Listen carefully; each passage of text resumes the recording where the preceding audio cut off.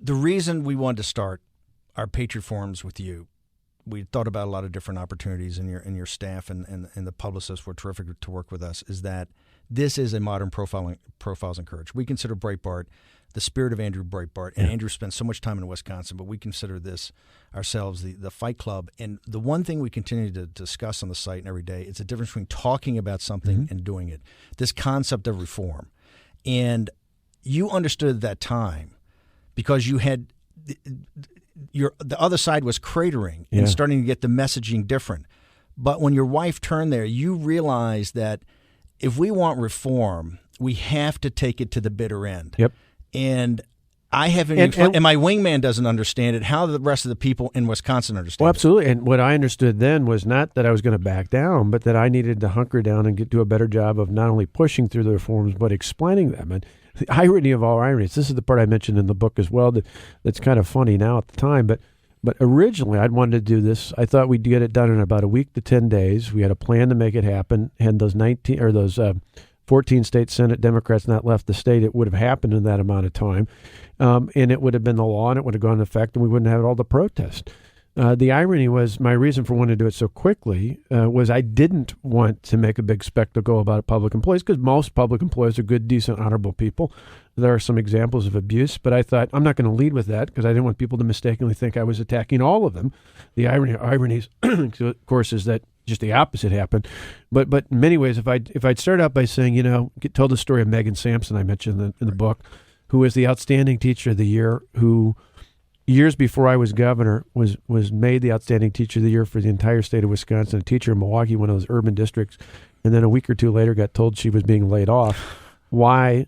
Because the old collective bargaining system said last hired is first fired. Last in, first out. Yeah. Right. People would have said, Governor, you need to fix it. If I would have told the story of the bus driver, the city bus driver in Madison who was making more than $150,000, more than the mayor, more than anybody else. Highest paid guy in the state, right? Yeah. And people would have said, oh, my gosh, you got to fix it. If I would have told about the correctional officers who, under the old union contracts, could call in sick on their first shift and then come back and work the next shift and double overtime, people would have said, fix it. But I was so focused on fixing it, I didn't bother explaining it. But you had not, okay, let's go back, let's flash back. You were, it wasn't like you came to this unprepared. Right. You had seen this as the chief executive really of Milwaukee. Yeah. And what you had seen is a continual governors who would at the last second dump down budget cuts, et cetera, that the cities and people had to deal with. So tell us about your experience in Milwaukee. That was a formative experience before you ran. That's right. I was a Milwaukee County executive. They did it to me at the county. They did it. In fact, the reason that Megan Sampson was laid off was because Jim Doyle, a Democrat, and the Democrats in the legislature had cut money from public schools as well as local governments before and just didn't give anybody the tools. For me, though, the most passion, I spend a whole chapter talking about this. And this is not a biography. If you want to know my biography, go on my website. It's an amazing thing. You don't say anything about it. By the way, it's a Brad Thor is a buddy of ours in the site. It's like written by Brad Thor.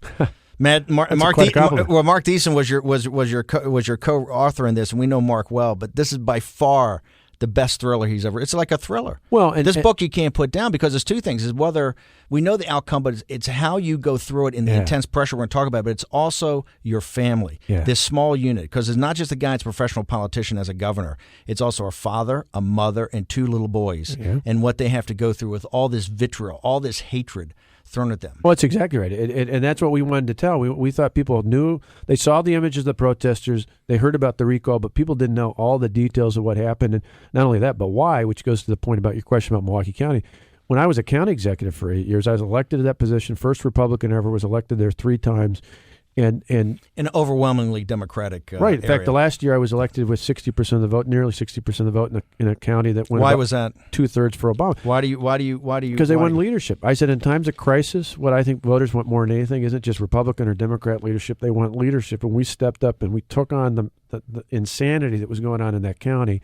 But what I learned firsthand was when I would try it, I inherited a huge pension scandal. That's why my predecessor left office, resigned at the last minute. This is where he was going to get like a $2 or $3 million payoff. Yeah, he'd come in, and ironically, he was facing a recall, and I said I would challenge him, and then he resigned about a week, 10 days later. But so I inherited this big mess, all sorts of challenges out there. To balance all the problems we had from the higher pension cost, I thought, okay, we're going to do simple things like adjust pension, healthcare costs, even things as simple as a 35-hour work week. And repeatedly, the public employee union bosses would say no. They basically said, just go ahead and do it. lay the people off, because their sense was, you'll be gone in a couple of years. We'll elect somebody new who will be on our side. We won't give up our benefits, and we'll get our employees back. But in the meantime, they didn't care about that new young employee. The last with in, the first kid. out was, hey, tough break for a swell guy. Exactly. And I'd had workers come in tears when our only alternative left was to do layoffs, and they'd offer to help out their coworkers, and I'd tell them, go talk to your union leaders, because they're the ones that are making the call here. So I knew when I came in, we were going to fix that corrupt system.